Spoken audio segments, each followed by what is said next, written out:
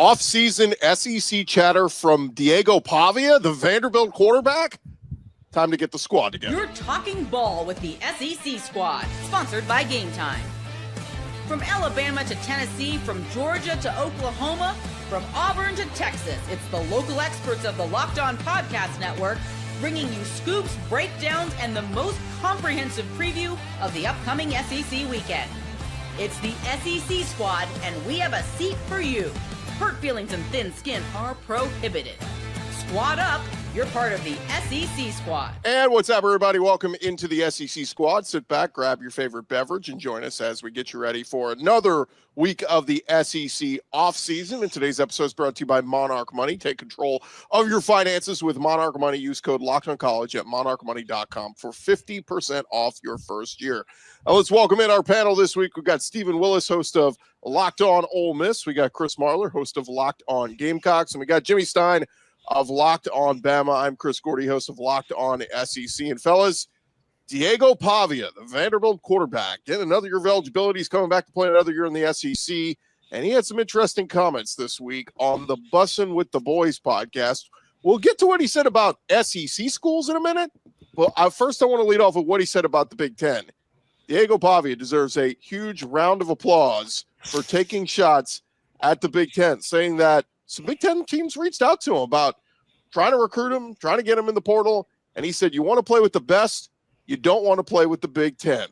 You ignore those phone calls. He said the Big Ten, you have teams like Ohio State, Oregon, Michigan, Penn State. The SEC, you got all dogs. You really only have 4 teams a year in the Big Ten. The SEC, it's like week after week after week. You only have to score 7 points to beat Iowa. Thoughts on what Diego Pavia had to say? I love it. What a timeline we live in to where the quarterback at Vanderbilt is taking pot shots at the Big Ten and completely breaking every Big Ten fan's heart. Yeah, Diego Pavia is so 2025 college football. I mean, here's a kid who was at New Mexico State, so he's a transfer portal guy. He's a guy that basically sues the NCAA to get an extra year of eligibility. I mean, Diego Pavia never would have happened in any other era of college football except right now. And the beauty of it is he just keeps talking. I think it's great. It certainly spruces up the offseason.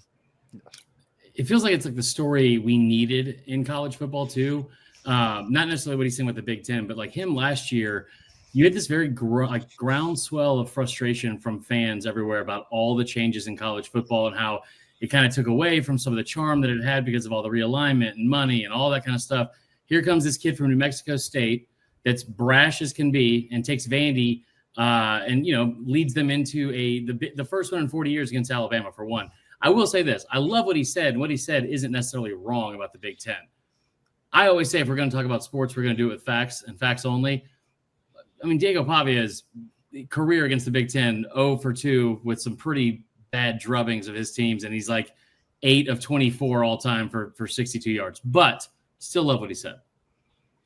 Yeah, I mean, another comment he said in the trenches, too. He said in the SEC, it's just different. He said, think about this. The best pass rushers are from the SEC. And you look around the NFL, I mean, there is a ton of them. He did single out, though, he said, except for Abdul Carter, like you'll find 1 or 2 in the Big Ten.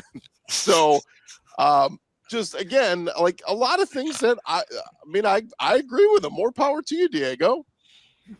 Yeah, he did not go to the Nick Saban school of interviewing, as Jimmy would say. Oh, that's true. And it's not that what he said is wrong. It's just sometimes we're not used to hearing that said out loud. I mean, the Big Ten is very top heavy. They've been top heavy. Some people will argue, well, that's the strength of the conference at the top. Being from the SEC, I tend to think the strength of a conference is in the middle and even the bottom. Like, for instance, I would say this fall, even though Alabama doesn't play the toughest schedule in the SEC, the worst SEC team that Alabama plays this fall is probably Vanderbilt, who beat Alabama a year ago, finished 6-6, and is a legitimate SEC team. And they may even be improved this fall based over what they were a year ago. But the thing about this league and proof of its superiority is Vanderbilt can be an improved team and not finish 6-6 this fall because the schedules for everyone in the SEC are just so tough. Yeah, and I agree with that too. Go ahead, Sam.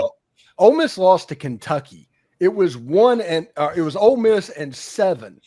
that should be an advertisement by itself for the strength of the Southeastern Conference. Kentucky in no universe is good. They are good enough with athletes to get you if you allow them to hang around. I feel like every time we look at a schedule in the SEC too, it's very rarely do we look at it and say, okay, well, you've got so-and-so to start the year, maybe you have a non-con game that's tough. Then you've got your rival at the end. And who do you have in between? I know, like talking about like Bama or South Carolina, usually you look at Bama and it's usually like, well, they have LSU after a week off to start November. Auburn is tough every other year when it's played at Auburn. And then where else are the like the obstacles on the schedule? It's not like that anymore. And I think that like when you look at like Florida this year, who's a top 15 team in some people's eyes, they got to play 3 top 10 teams in a row. And that's not even that much of an anomaly year over year in the SEC. The last thing I'll say too is like Pavia burst on the scene because of that win against Alabama. Like, I mean, they lost to Georgia State down the road from me a couple weeks before that. What would the narrative have been if they would have somehow pulled off the upset against Texas? Because they were in that thing to the fourth quarter and only lost by 3. Because what we've seen, people that love to change the goalpost and move the goalpost about the SEC is, well, you had a Big 12 team come in year 1 and be the best team in the conference, even though that's not true. What would that have looked like if Vandy beat Texas in year 1? Yeah. Well, and Vandy has a 7-3 record all time against Texas. So yes, I mean, it wouldn't have and necessarily 8-3, been by a the way. surprise. 8-3, yeah. I just for as an exercise, I want to look back to last year, Ohio State's schedule. I think Vandy beats Akron, Western Michigan, Marshall. So I think they're 3-0. At Michigan State. Michigan State was terrible. I think Vandy could win that game. Home against Iowa. I mean, they probably win 10-7, right? Like, you don't need much offense. At Oregon, they probably lose that one. Home for Nebraska. I don't know. I think Diego Pavia would have moved in on that Nebraska defense. At Penn State would have been tough. Maybe they lose that one. Home for Purdue, they spanked Purdue. At Northwestern, they stink. They would have beat them. Home versus Indiana. If Indiana's in Nashville, I give Vanderbilt a fighting chance. And then home for Michigan, who, we know was down last year. I think Vandy wins 9 games on Ohio State's schedule last year. So if we want to do a whole Big Ten SEC comparison, it's not crazy to say that. And Chris, the crazy thing about it is they're all mad because we should play 9 conference games in the SEC. Everybody wants 9 conference games. We play a 9th game against Power 5 opponents to make it even. The Big Ten needs those 9 games. The SEC just needs 8. You play a Power 5 game, that is basically a Group of 5 game. You might lose it, you might not, but it doesn't really matter. And the schedule kind of evens out just on the face of it. Yeah, the Big Ten wants the SEC to play that 9th game because they know it's impossible to add one more. You're going to have more SEC teams falling out because it doesn't matter who that 9th game is against. It's losable. I mean, when Chris was just going over those Vandy the fake Vandy games, the Big Ten, several of those games are losable games for the Big Ten. The SEC adding a 9th game means 16 SEC teams just added one more losable game. That I think the fact that 6 of the top 10 strength of schedule last year were SEC teams. 6 of the top 10 toughest schedules. That was only playing 8. It was 9 of the top 10 according to FPI, which I know that we talk about FPI and how it doesn't really matter as much and whatever, but that is the same strength of schedule that's used by the committee. And it was the top 5 teams overall. I think it was 9 of the top 10 or 8 of the top 10. I believe it was 9 though. And all 16 teams were like 31st or higher at the end of the regular season. The other thing I'll say about this is let's just call a spade, right? The Big Ten and Big Ten fans don't want the SEC to play a 9th conference game. They don't want them to stop scheduling FCS opponents. They want the SEC to lose, and they want to not have to play them in the playoff because they're tired of losing to them. And I get it. I say this all the time. I hate the Yankees. Okay, I'm a Red Sox fan. I grew up in Atlanta in the 90s. I hate the Yankees. I want them to lose every game they play. Doesn't mean they didn't deserve to make the World Series a bunch of years when I was growing up, right? Like, and the last part too is if we're also being honest, like arguing about this with a Big Ten fan, it's like arguing with like a toxic ex. Because all you're going to say is, all right, well, listen, what about these teams that are playing a tougher strength of schedule? Well, you don't play a 9th conference game. Then you talk about playing a 9th conference game or playing 11 Power 4 opponents. The goalposts get moved again. And there is an argument they're ready for that is, no matter how valid it is, it's ready to go in the chamber right away from them. All right. Well, who better to talk about this topic than our buddy Corey Burton, Locked On Vandy? He joins us next right here on the SEC Squad Show.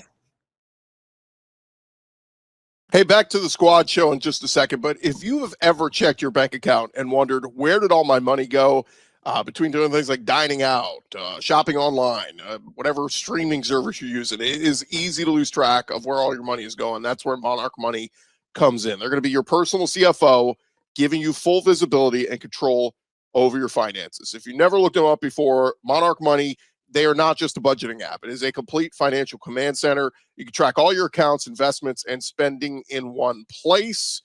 You can stop just managing your money and you can start building your wealth with Monarch. When you start using them, you're going to realize just how much you're spending on stuff like the food delivery to the house or to the office. It's going to make you want to budget smarter and save more. And instead of juggling a ton of apps, you can use Monarch to check your finances, track spending, and even plan long-term goals. Take control of your finances with Monarch Money. Use our code LOCKEDONCollege at monarchmoney.com for 50% off your first year. It's monarchmoney.com. Use code LOCKEDONCollege. Get half off your first year at Monarch Money with code LOCKEDONCollege.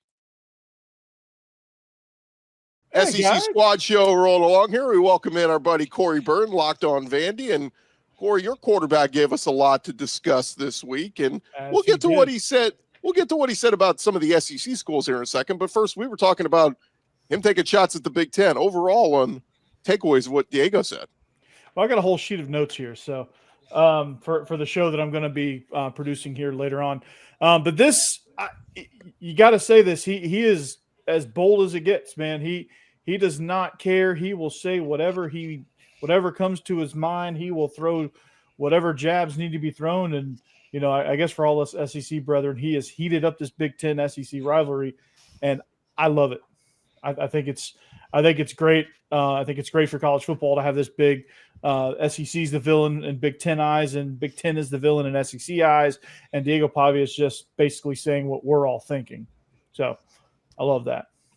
Well, let's get to what he said about Tennessee. And guys, we'll open this up for the panel to kick around as well. He said, Diego Pavia talking about the state, he said, Vanderbilt is going to run Tennessee after this year. Like, this is going to be the new staple of college football. It's going to happen here at Vandy. Everyone wants to come to Tennessee because of Nashville.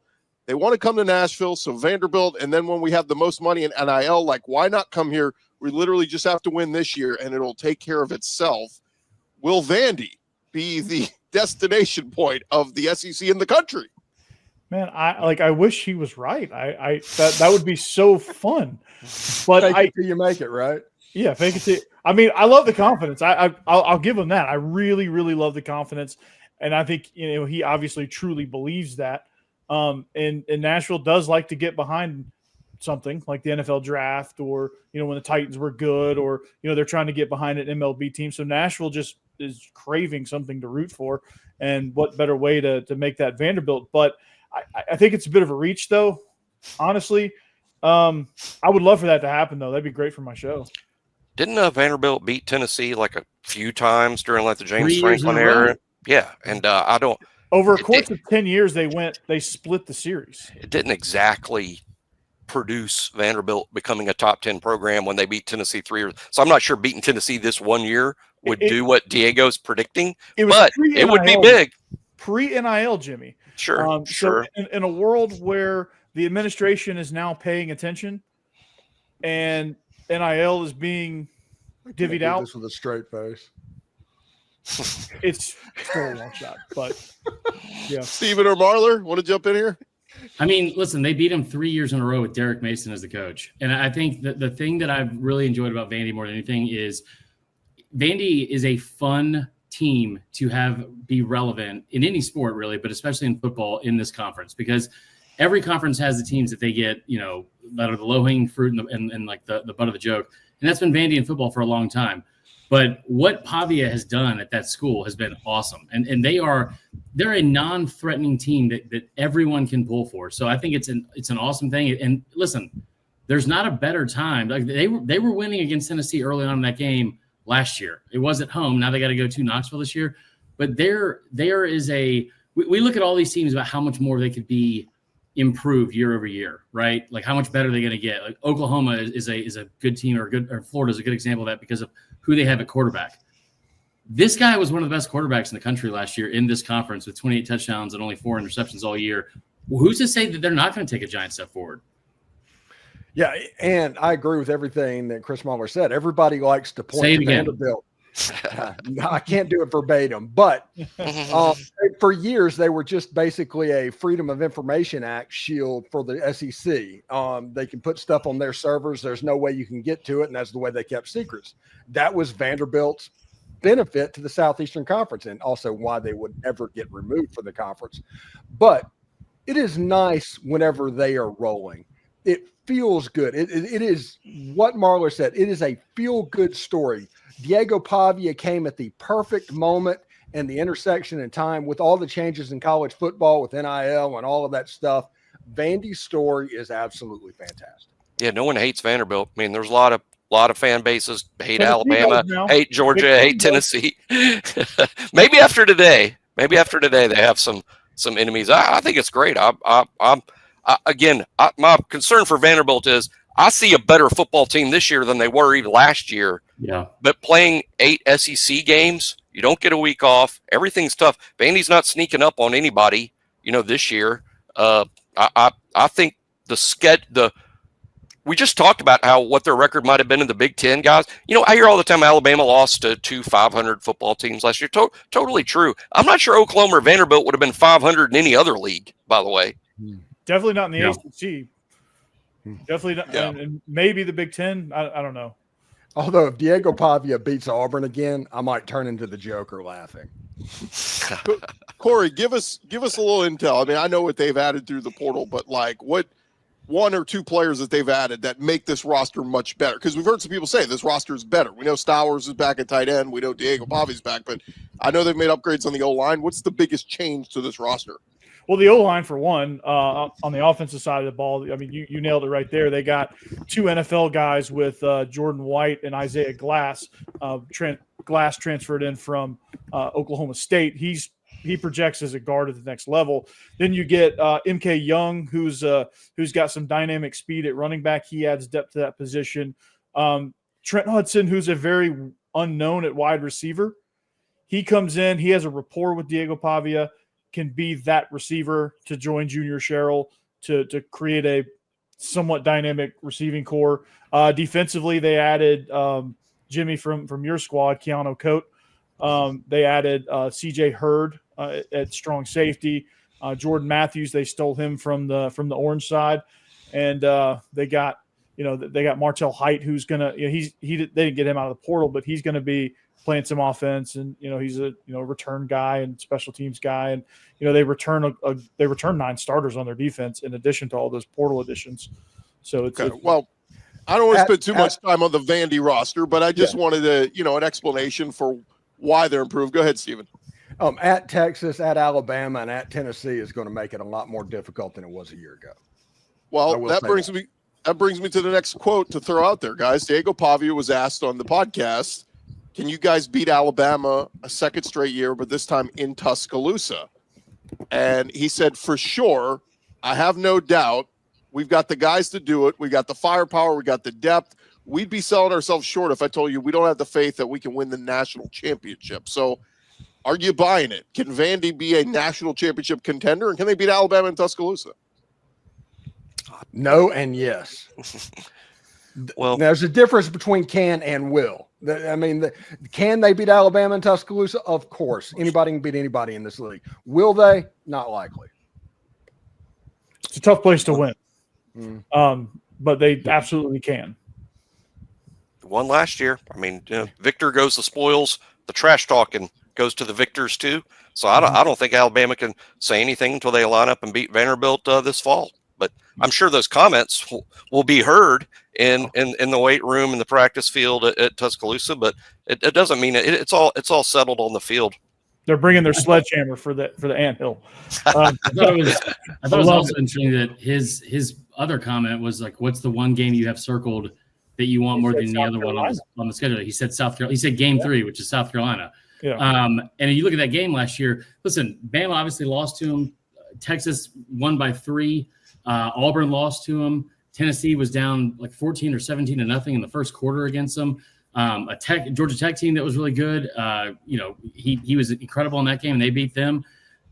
you go to the game against South Carolina, and Carolina beat him 28-7, and he was basically like an absolute non-factor. And when you have a kid that's like I'm not saying he's a world beater, but from a consistency standpoint, he's one of the most consistent players in the country with 2 touchdowns, like at least 2 touchdowns in 10 of his 13 games last year. He was nothing against South Carolina. So I thought that was interesting that he obviously has that one circled. Yeah, I think he knows that he was ineffective in that game, and that's the one he really wants to circle. Right. I think that's the one he's eyeing because that's the game that really they were not competitive in for, after the first quarter. Because when I saw a team fall off a cliff, that team fell off a cliff after the first quarter of that game. I mean, they were done. They were cooked. Is that game in Williams-Brice, and is it nighttime or is it morning time? It's a mid-afternoon game, right, Chris? If I remember correctly. I think South Carolina has roughly, let me look at it real quick, 63 games that are flex options this year, according to the SEC. So I have no clue. Ole Miss the same way, yeah. Yeah. Flex means it's not 11 o'clock, which means it would be less likely that it might be sleepy because South Carolina is probably the only team on the schedule that might take Vandy like Vandy. It's a night game. It's 6 or 6:45. Ooh, that's bad for Vandy. I think off the top of my head, you guys might know, I think the SEC as a whole was something like 44-10 at home in night games. Who's that? I think it's 44-10 as a whole throughout the entire SEC. The SEC record at home night games 44-10. I think it's something close to that. Just extremely difficult to win in an SEC stadium at night. I did a whole show on that last week about the games that get scheduled at night. Last year, that felt like that's where all the upsets happen. So I've had people doing, who cares? We'll play anybody, afternoon, 11 a.m., whatever. But night games at home make a difference. And real quick, guys, to put a cap on this, the SEC win totals that we threw out there from FanDuel that came out a couple weeks ago, Vandy at 4.5. I mean, here in Diego Pavia, does anybody think they're going to win 4 games or less? Like 5 seems like a lot. 5 is the number that looks like the obvious one, even with like the swing games or the iffy games.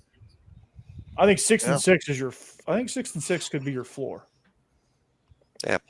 I see Vanderbilt, for all the reasons Corey went over the roster, I see Vandy as an improved team. Doesn't mean the record will be any better. Your football team can be better. And Auburn, I think, is another example. I think Auburn is going to be a better football team this fall than at any point they've been the last 3 or 4 years. But I'd be hesitant to wager that they're going to be 9-3 or 8-4. I mean, it's just a tough league.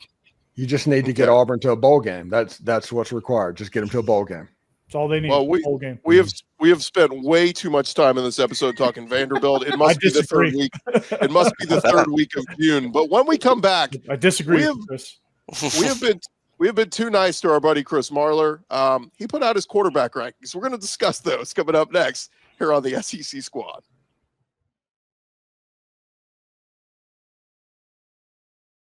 The SEC Squad Show rolling along here, and our buddy Chris Marler, he's got his hands in a lot of different cookie jars, if we'll say. He works for Locked On Gamecocks, of course, put tons of different places, and over at LouisianaSports.net, he's the SEC writer there. So Chris Marler putting out his quarterback power rankings in the SEC this week, preseason edition. And just to kind of run through them, Zach Calzada at 16, Joey Aguilar 15, Bo Pribula 14, Gunnar Stockton 13, Ty Simpson 12, Alabama. What's going on there?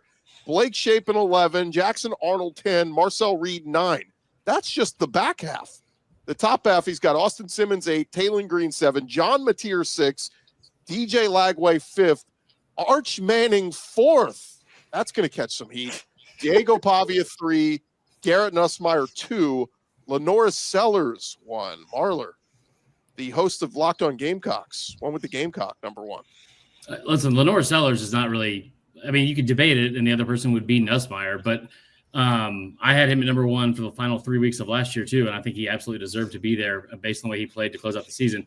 Here's the thing, and I know people don't love to read anymore because we don't ever get to get like a book it program and get a free personal pan pizza from Pizza Hut. So I get there's no incentive to do it. But I would implore you to go to LouisianaSports.net or just go to my Twitter at Vern Dumquist and read the article that's attached to it because, 1, I put way too much time into it, and it also explains everything. Like these are the factors I included into it, all right? 1, actual on-field play in the SEC and at the FBS level. 2, potential based off their own talent. 3, potential based off their system, talent around them, projections, whatever. 4, making you angry. That the last one's a joke. But here's the thing: like there's a lot of new faces in the SEC, but I think this is probably one of the deepest and most talented crop of quarterbacks we've had in the last several years as well, top to bottom, because there's a lot of unknowns that are making their first. I think it was like 8 or 9 players from last year that are going to be projected starters in game 1 this year were not the projected starters of their current school a season ago. John Mateer is like a perfect example of, man, like you hear Todd McShay and scouts, everyone else rave about him. He's got all the numbers, great, statistically like incredible. He played 1 game against a ranked opponent last year and only 3 against Power 4 programs. And he's going to go fix Oklahoma, which was a really bad, one of the worst offensive teams in the country, and in the league. And then the other thing I'll say is, yes, Arch Manning will most likely be number 1 or number 2 on that list at the end of the season, especially with Sark as his QB. But if you haven't played in more than 4 starts as an SEC quarterback, why are we putting them ahead of guys that we have seen prove it in this league last year? Steve and Jimmy, Corey? Well, when it comes to like DJ Lagway and Arch Manning, I would argue that they might be up a little bit too high preseason. Mm-hmm. Now, if DJ Lagway is healthy, which we don't know that he is, if he is healthy, yes, he might deserve to be a lot higher on the list. Arch Manning, his biggest game was his relief effort against Georgia, and they had to pull him back out of the game a year ago. I think there's some questions with Arch Manning and DJ Lagway right now, and I think Mateer probably belongs a little bit higher up above that if Oklahoma has figured out the offensive line, which they were warned about the offensive line for 3 years before they came into the SEC. They were the worst offensive line in the country last year. Yeah, Ole Miss sacked them on their last 7 plays. Yeah. I mean, they also, the other thing too is like that, if we're going to talk about Lagway and Arch, and I get why, like from how highly rated they were coming into the season or coming into college, but like Lagway, I've never heard of anyone that has played that many games, right? Because he saw a lot of action, but under 60% completion percentage and 12-9 on a touchdown to interception ratio, like that's just not great. And I guess I must have missed where all of a sudden the schedule gets much easier for him and he has a ton more talent around him, because that's also not happening. But you look at a guy like Austin Simmons, and if we're going to talk about Arch and Lagway that way, I think he deserves to be talked about a little bit, because that's a guy that's going into a system with Kiffin where, listen, you're 5 years at Ole Miss, your quarterbacks have had over 30 touchdowns in 4 or 5 years, and you've averaged over 3,400 yards passing each year too. Yeah, and it's the most talented wide receiver room that Lane Kiffin's had. So Austin Simmons will have that, a tight end as well that is pretty prolific. I think it could be easy, but I just think that Mateer should probably be up above him right now. I think there's how many touchdowns he had against ranked teams last year? Yeah, but how many yards? Like DJ Lagway had 1,500 yards, but 500 of them was against Stanford, and there were games that he threw for 80 yards. And it's a good point. Yeah, so we'll see. There's a couple different ways to do lists like this, and Marler sort of mentioned it when he was talking about it initially, which is, are you going to do a ranking based on what they've done so far playing college football? And I think and it's kind of hard to argue with a lot of this if you're looking at what they've done so far. Then you could also look at another list entirely, which is, okay, now this is my prediction as to how 2025 is going to play out. And that to me is 2 entirely different lists. And I'd put different guys on top of it based on, what the criteria is. Lenore Sellers is a fantastic talent. I mean this as a compliment coming from the Alabama guy. It reminds me a lot of Jalen Milroe. I mean, in terms of the pure talent is clearly there, the big arm, the feet, the legs, the playmaking. There's also, the Jalen that turns the ball over, and let's see if how Lenore's, if his career is going to play out similar. But he reminds me a lot of Jalen Milroe, which is the great and the sometimes not so great. But in terms of how the season could end, yeah, exactly. Yeah. We just didn't see a lot of that low floor for most of the end of last season. The end of last season, like his last 7 games. Shula does with him, though. Yep, I agree. And I listen. I love the fact that like the idea that he's not a good passer, and you look at like the fact that he had over 70% completion percentage in I think 4 of his last 5 games. And here's the other thing people always forget about too with South Carolina is I think that a lot of fans saw that first game against the national televised game against LSU where he was hurt and missed half the game, and then they tuned back in against Ole Miss. And Ole Miss, they got their butts whipped, but he got better during that game. And I think that you saw what he did against Bama. I know Jimmy remembers it. I know I remember it. But then, like the last part of the season, you played 4 ranked opponents at the end of that season in your last 6 games, and he was stellar. And 17 touchdowns and 4 interceptions against that. Like no one else in the country did that. And honestly, if in the bowl game it was Illinois or something besides Illinois on the helmet, he'd probably get a little bit more credit after that game as well. 1,000%. I mean, Illinois had a great game plan against him. I mean, they took away everything that South Carolina wanted to do, and Brett Bielema had a really, really good plan against that. Mm-hmm. And hats off to Illinois. That does, and you try to make it diminish what you think about Lenore Sellers, but it just doesn't. I think it's still you can still see the talent there. The 17-4 down the stretch run of the season. I just you just want to kind of see him. And I think the potential of him putting it all together also should fire you up as well. And I think there's something there. Here's the last thing I'll say about it too, because like you guys know, I love rattling off stats as like way too often. But like the idea that he's not a good passer, and so many people brought up the Milroe thing like it was a negative because of the way Milroe closed out his career at Bama. Milroe was one of the best downfield passers in the country, especially in 2023. Listen. Sellers was 5th in the country in completion percentage and in pass attempts over 20 yards or more. And he was only behind guys like Dylan Gabriel, Will Howard, like guys like that.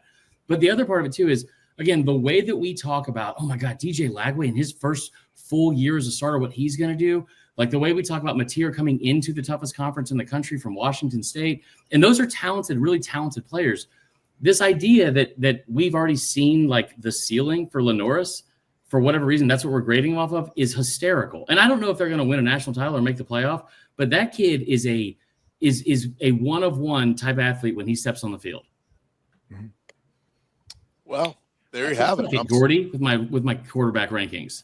And to keep this thing fully Vandy, going full circle to Diego Pavia. I love that he's number 3, and his stats, Chris, as you love stats, aren't very flashy, but the stat that should stand out is the only the 4 interceptions, and Vandy led the country in turnover ratio at +9 in that. So and that was a lot of the reason why they went 7-6, and they created turnovers and they just did not give up the rock at all. And also, before we get out of here, I do want to say, follow at Verm Dumquist on Twitter, because there is nothing better than the matchup infographics that Chris does. Thank you, sir. That is fantastic, and I laugh every single time. Yeah, those are hilarious, dude. I love those. I imagine once I publish this Pavia episode, I might be battling some Big Ten fans. Yeah. Not a more butthurt fan base in college sports than Tennessee. Yeah. I will also say that if anybody who watches this somehow throws back in my face the slander that Chris Gordy just threw out to close the show, I'm coming right for you. I was just joking. I take it back. Sledgehammer, meat ant. Oh, yeah. We'll delete that. True full circle. We'll delete that out of the episode. You don't want to know what Corey Burton takes when he does his shows. Let's end it there as we wrap up, fellas. And hey, a reminder to check out Locked On SEC. If you haven't subscribed to us, check out our show covering all things in the conference. And then, of course, all your individual shows. Chris Marler, Corey Burton, Stephen Willis, and Jimmy Stein. This has been the Locked On SEC Squad, part of the Locked On Podcast Network, covering your team every day. Check us out next week. Have a great week, everybody.